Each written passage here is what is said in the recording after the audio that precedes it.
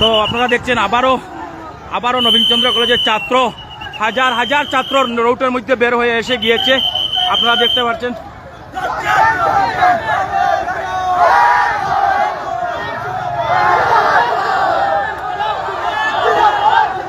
হাজার হাজার ছাত্র আপনারা দেখতে পাচ্ছেন। এবার কিন্তু হাজার হাজার ছাত্র রোডে বের হয়ে এসে গিয়েছে। আপনারা দেখতে পাচ্ছেন নবীনচন্দ্র কলেজের ছাত্ররা আজকের এই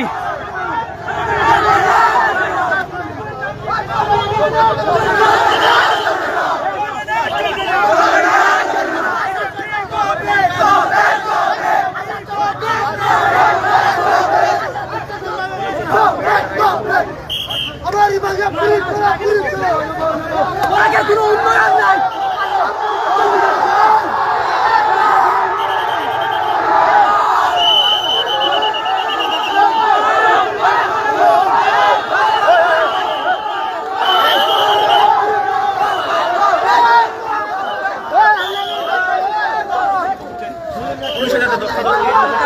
আপনারা দেখতে পাচ্ছেন আবার পুলিশ এবং নবীনচন্দ্র কলেজের ছাত্র ছাত্রীদের মধ্যে দস্তাদস্তি চলতে অনেক ভয়ঙ্কর রূপ।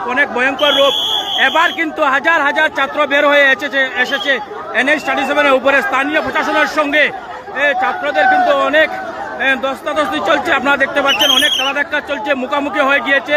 আপনারা দেখতে পাচ্ছেন কিরকম স্থানীয় প্রশাসন কিরকম তাদেরকে আটকিয়ে রেখেছে বদরপুর পুলিশ পয়েন্টের নিকটে। আবার কিন্তু বের হয়ে এসেছে, আপনারা দেখতে পাচ্ছেন। তো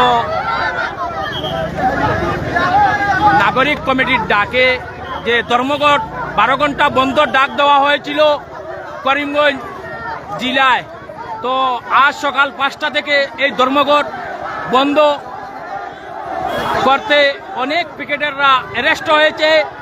করিমগঞ্জে হোক, আসিমগঞ্জে হোক, বদরপুরে অনেকজন বর্তমান রাজনীতিবিদ এবং অরাজনীতিবিদ অনেক অ্যারেস্ট হয়েছেন।